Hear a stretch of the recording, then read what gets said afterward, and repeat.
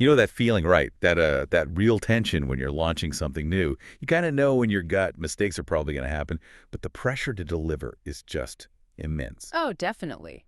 We love hearing about those famous failures after they turn into huge successes like Post-it notes or J.K. Rowling and Harry Potter. But what about the messy bit? The painful learning while it's happening. How do you deal with that without just derailing? Or giving up entirely, yeah. Exactly. Welcome to the deep dive. Today we're doing just that, diving into a really powerful approach that seems to fundamentally shift how we relate to failure, turning it from something we dread into, well, maybe a springboard for getting success faster. That's the goal anyway. Our source material for this is a fascinating book, Fail Better, Design Smart Mistakes and Succeed Sooner, by Anjali Sastry and Kara Penn. And they argue, pretty convincingly, I think, that innovation just means risk. Failure isn't just possible, it's kind of a constant companion when you're trying new things. It's baked into the process. Right, so our mission today is to unpack their framework. It's very practical, field-tested for making what they call smart mistakes. These are the kind of mistakes that actually generate useful learning and help you move towards your goals more efficiently. It's not about, celebrating every failure. No, definitely not. It's about designing things so that when failures do happen, they're productive, less wasteful. They become lessons you can actually use. Okay, so let's dig into that. Sastry and Penn really invite us to understand the landscape first. We hear all this buzz about embracing failure, but what's actually happening on the ground in projects and organizations? Yeah, it's interesting. There's this huge disconnect, isn't there? Lots of people talk about the value of learning from mistakes, but the actual how-to, that practical guidance is often missing. Right. And the statistics, well, they really paint a picture. The Project Management Institute found that something like 17% of projects just fail completely. Wow. And get this, about 2/3 fall short of what they were supposed to achieve. Even new products fail, maybe 40% of the time? That's huge. It is. But even with all these setbacks happening all the time, we really struggle to learn from them.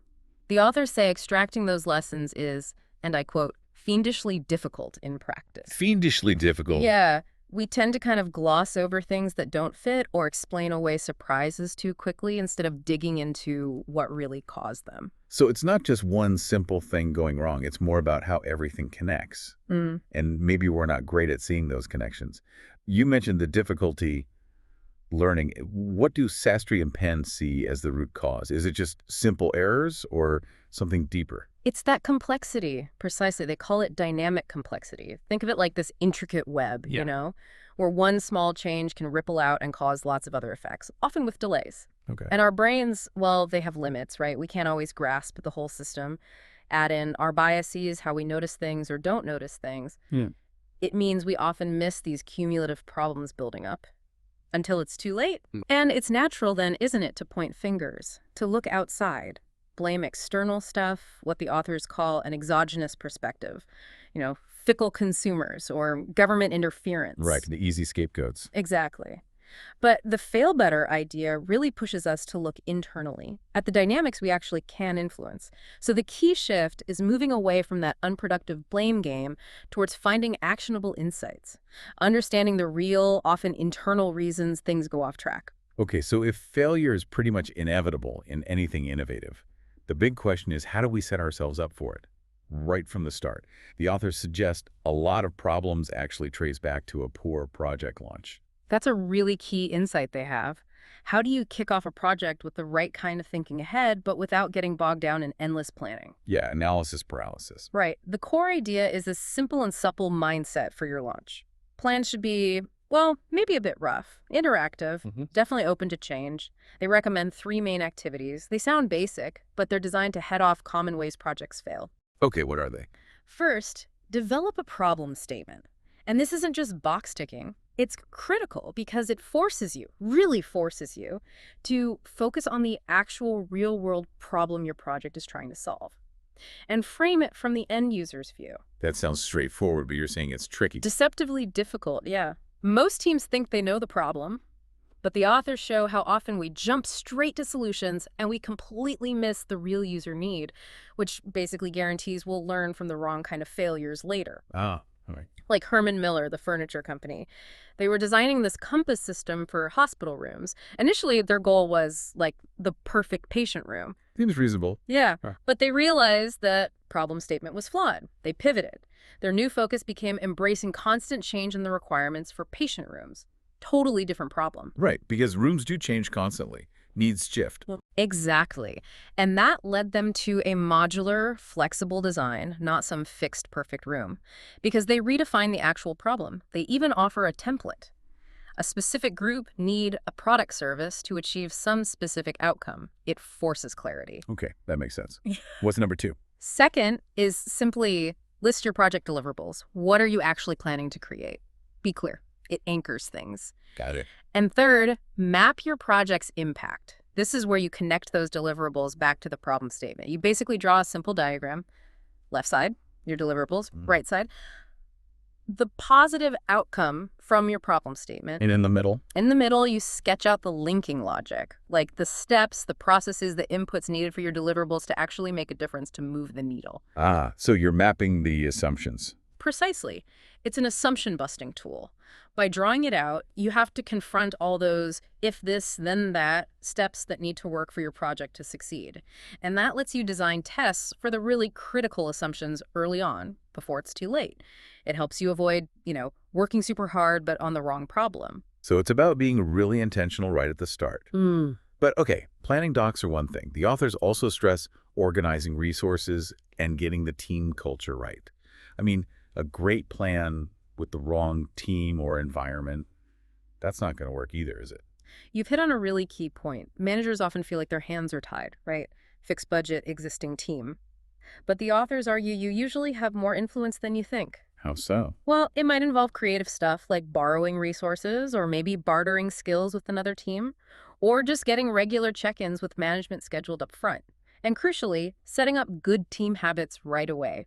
Things like shared access to data, clear ways to make decisions, and open culture where it's okay to raise concerns. So you're priming the pump for adaptation. Exactly. It prepares everyone to talk about potential missteps without fear. So your team isn't just solving the right problem. They're ready to adapt when those inevitable surprises pop up. Okay, so you've launched SMART. Now comes the real action, the learning loop. How do Sastry and Penn guide us through that continuous process? Building, refining. This is where iteration comes in big time, right? Absolutely. Iteration is central. Learning by doing. You extract insights, you update your plans, you build skills, all through repeated cycles of action. It's the heart of things like rapid prototyping or agile development. Yeah. And they give some really specific, practical guidance for managing this loop effectively. Like what? Okay, first, target informative tests. You don't need to test every single tiny thing iteratively. Focus your energy on the actions where the most is riding on them. Look for tests with high disconfirmation value. Disconfirmation value, meaning? Meaning, what test could prove your initial ideas or assumptions wrong? Finding that out early, that's way more valuable than just confirming what you already think you know. Okay, challenge your own ideas. Right. Like the Herman Miller team, again, they built small models to test how different people, nurses, patients, facility staff would react to their modular furniture, directly challenging their assumptions about usability and appeal. Got it. What else? Second, design the right tests. Could be simulations, maybe virtual prototypes, maybe small field tests. You have to weigh the cost and speed against the quality and amount of data you'll get back.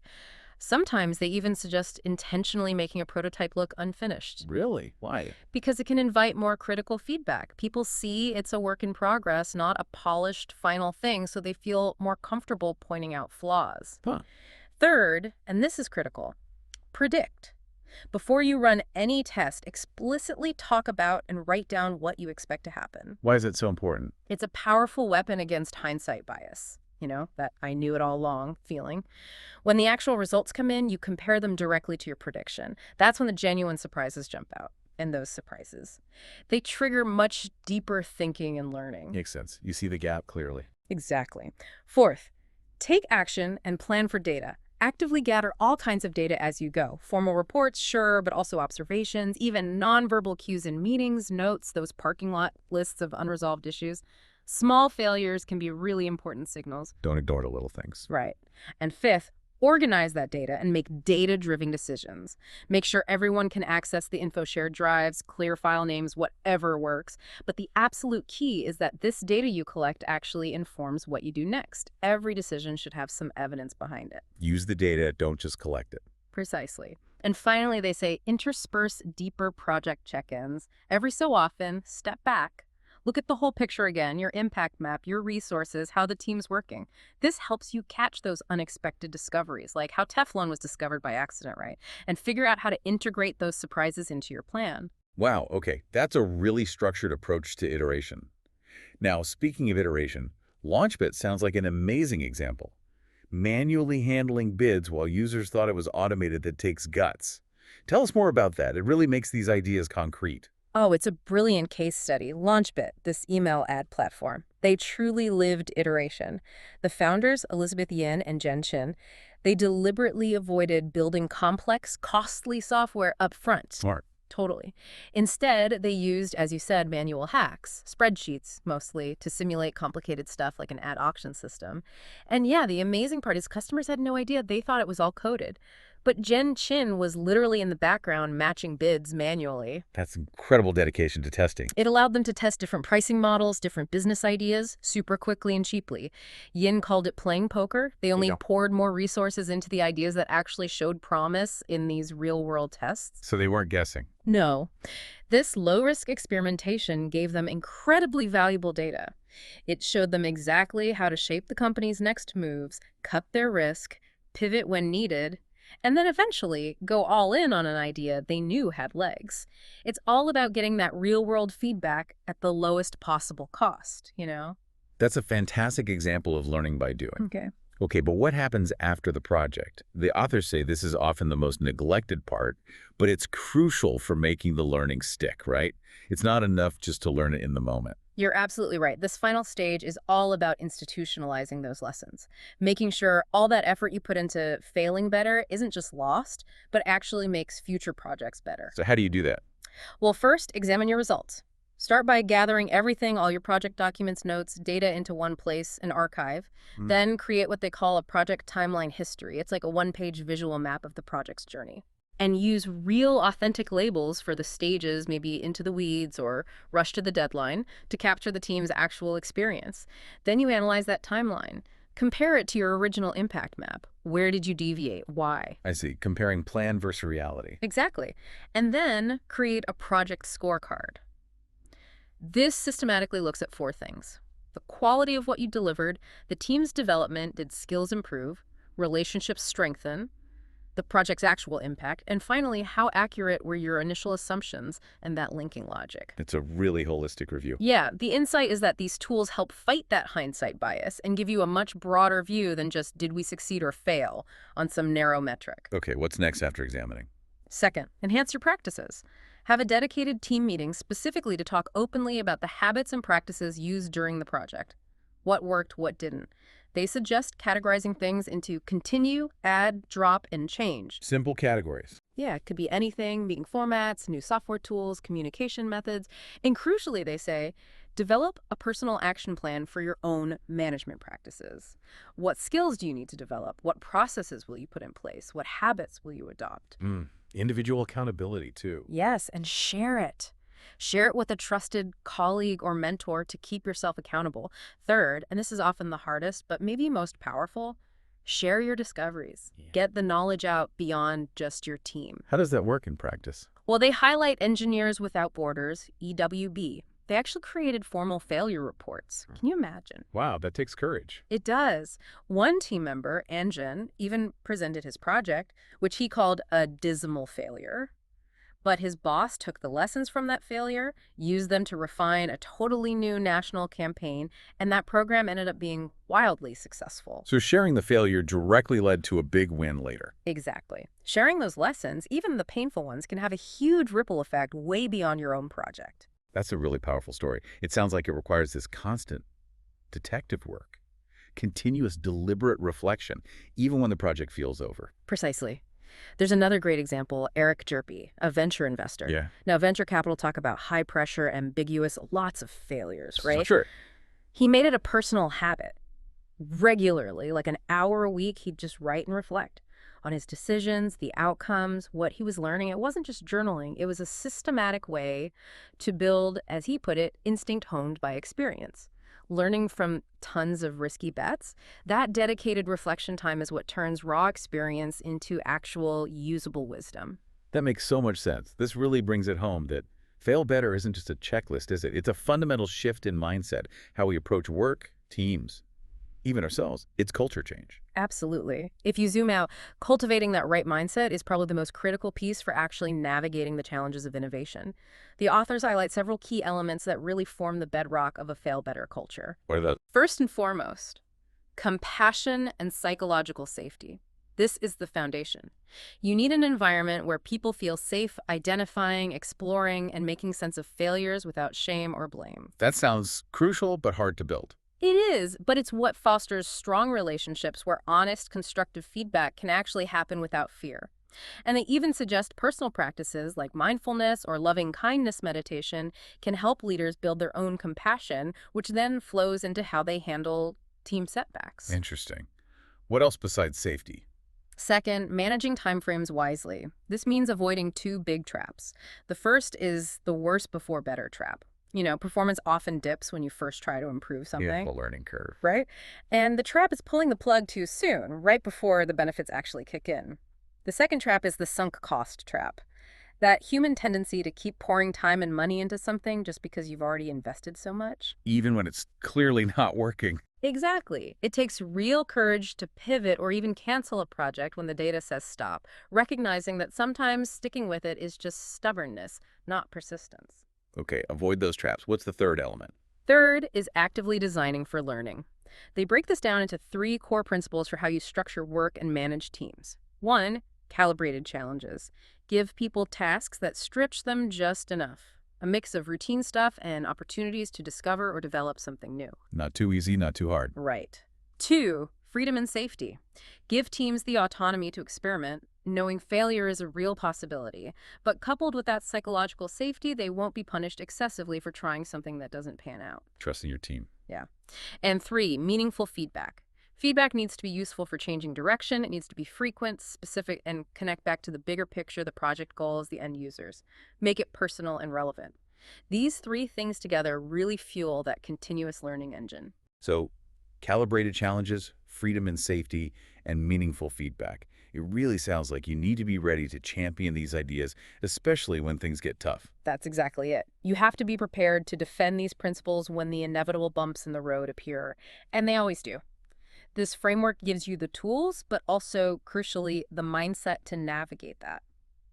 So wrapping up, today we've explored this fail better approach. It's systematic, yes, but also feels incredibly human.